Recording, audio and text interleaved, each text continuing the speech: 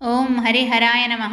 కార్తీక పురాణం 22వ అధ్యాయం 22వ రోజు పారాయణము. పురంజయుడు కార్తీక పౌర్ణమి వ్రతము చేయుట.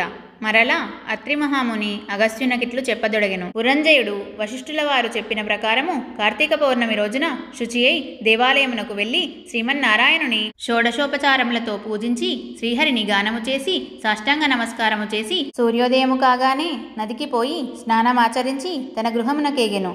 అట్టి సమయంలో విష్ణుభక్తుడగు ఒక వృద్ధ బ్రాహ్మణుడు మెడనిండా తులసిమాలలు ధరించి పురంజయుని సమీపించి, రాజా, విచారింపకుము. నీవు వెంటనే చెల్లాచెదురయ్యున్న నీ సైన్యమును కూడదీసుకొని యుద్ధ సన్నద్ధుడై శత్రురాజులతో పోరు సల్పుము. నీ రాజ్యము నీకు దక్కును అని దీవించి అదృశ్యుడయ్యను. ఇతడెవరో మహానుభావుని వలెనున్నాడు అని ఆ వృద్ధుని మాటలు నమ్మి యుద్ధ సన్నద్ధుడై శత్రురాజులతో ఘోరముగా పోరాడెను. దెబ్బతిని క్రోధముతోనున్న పురంజయుని సైన్యము దాటికి శత్రురాజుల సైన్యములు నిలవలేకపోయినవి. అదియునుగాక శ్రీమన్నారాయణుడు పురంజయుని విజయానికి అన్ని విధములా సహాయపడెను. అంతయు శ్రీమన్నారాయణుని మహిమయే గదా.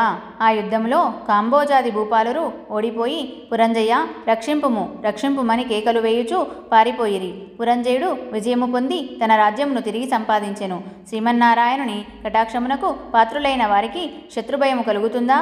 విషం త్రాగినను అమృతమే అగును. ప్రహ్లాదునకు తండ్రి విషాన్ని ఇవ్వగా శ్రీహరి అని ప్రార్థించి త్రాగగా అమృతమైనది గదా.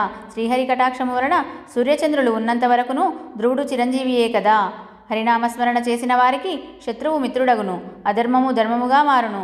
దైవానుగ్రహము లేని వారికి ధర్మమే అధర్మమగును. త్రాడు పామై ఖర్చును. కార్తీక మాసమంతయు నదీ స్నానమునరించి దేవాలయంలో జ్యోతిని వెలిగించి దీపారాధన చేసినచో సర్వ విపత్తులను పటాపంచలగును. అన్ని సౌఖ్యములు సమకూరును. విష్ణుభక్తి కలిగి శ్రద్ధతో ఆ వ్రతం ఆచరించు వారికి ఏ జాతి వారికైనా పుణ్యము సమానమే. బ్రాహ్మణ జన్మమెత్తి సకల శాస్త్రములు చదివి కూడా విష్ణుభక్తి శూన్యమైనచో శూద్రకులముతో సమానమగును. వేదాధ్యయనమునరించి దైవభక్తి కలవాడై కార్తీక వ్రతానుష్ఠాన తత్పరుడైన వైష్ణవోత్తముని హృదయ పద్మమున భగవంతుడుండును. సంసార సాగరముత్తరించుటకు దైవభక్తియే సాధనము. జాతి భేదముతో నిమిత్తము లేదు. విష్ణుభక్తి ప్రభావము వర్ణనాతీతము. వ్యాసుడు, అంబరీషుడు, శౌనకాది మహర్షులు మరెందరో రాజాదిరాజులు కూడా విష్ణుభక్తిచే ముక్తి నొందిరి.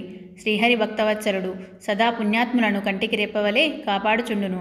ఎవరికైనను శక్తి లేని ఎడల వారు తమ ద్రవ్యమును వెచ్చించి అయినను మరి ఒకరి చేత దానధర్మములు వ్రతములు చేయించవచ్చును. శ్రీహరి భక్తులు అన్యోన్య సంబంధీకులు. అందువలన లోకపోషకుడు భక్తరక్షకుడైన ఆదినారాయణుడు తన భక్తులకు సదా సంపదలను సంగి కాపాడుచుండెను. శ్రీమన్నారాయణుడు సర్వాంతర్యామి, 1000 సూర్యభగవానుల తేజస్సు గలవాడు, నిరాకారుడు, నిర్వికల్పుడు, నిత్యానందుడు, నీరజాక్షుడు, 14 లోకములను తన కుక్షియందిడుకొని కాపాడుచున్న ఆదినారాయణుడు. అటువంటి శ్రీ మహావిష్ణువునకు అతి ప్రియమైన కార్తీక మాస వ్రతమును భక్తి శ్రద్ధలతో ఎవరు చేయుదురో వారి ఇంట శ్రీ మహావిష్ణువు లక్ష్మీ సమేతుడై వెలయగలడు.